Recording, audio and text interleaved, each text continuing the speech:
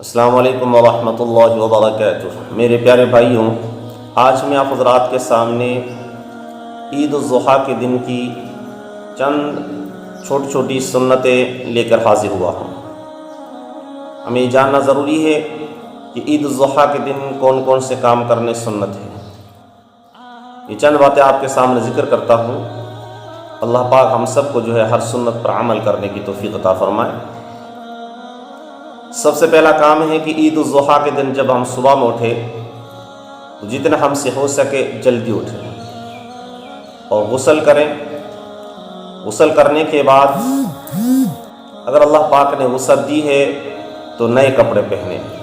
اگر نئے کپڑے نہیں ہیں تو چاہے پرانے ہی ہو لیکن صاف ستھرے دھلے ہوئے کپڑے پہنیں۔ مسواک کریں۔ اگر خدا نے وسعت دی ہے تو خوشبو کا بھی استعمال کریں۔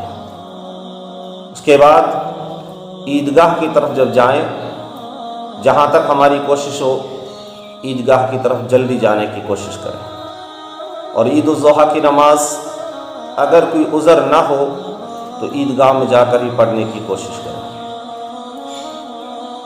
اور جب عیدگاہ کی طرف جائیں تو ہو سکے تو پیدل چل کر ہی جانا چاہیے، اور جس راستے سے جائیں عید کی نماز پڑھنے کے بعد واپس گھر لوٹتے وقت دوسرے راستے سے آنا ہے۔ ہاں کوئی مجبوری ہے تو ایک الگ بات ہے۔ اگر کوئی مجبوری نہیں ہے، سہولتیں ہیں، راستے میں کوئی رکاوٹ اور دقت نہیں ہے تو ایک راستے سے جانا اور دوسرے راستے سے واپس آنا۔ عید کی نماز پڑھنے کے لیے جانے سے پہلے، عید الاضحیٰ کی نماز پڑھنے جانے سے پہلے اپنے گھر سے کچھ نہ کھائے، بغیر کھائے ہی گھر سے جانا۔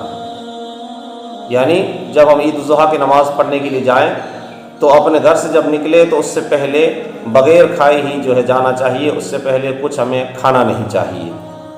اور راستے میں چلتے ہوئے تکبیر کو بلند آواز سے پڑھنا۔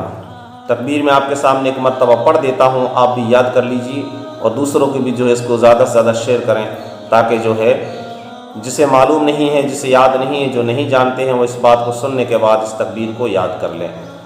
اللہ اکبر لا الہ الا اللہ واللہ اکبر وللہ الحمد۔ اس تکبیر کو بلند آواز سے پڑھتے ہوئے جانا۔ اتنا بلند بھی نہ ہو کہ آپ گلا پھاڑ پھاڑ کر چلائیں، نہیں، درمیانی آواز سے آپ کے ساتھ میں چلنے والا، آپ کے قریب میں گزرنے والا اس آواز کو سن سکیں۔ اتنی آواز سے آپ کو تکبیر پڑھنا ہے۔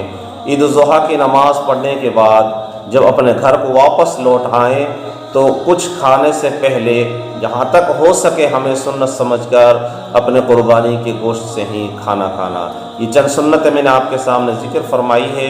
اللہ پاک سے دعا فرمائے رب کریم ہم سب کو اپنے پیارے حبیب صلی اللہ علیہ وسلم کی ہر چھوٹی بڑی سنت کو دل سے لگا کر اس پر عمل کرنے کی اور موت تک اس سے محبت کرنے کی توفیق عطا فرمائے۔ السلام علیکم ورحمۃ اللہ وبرکاتہ۔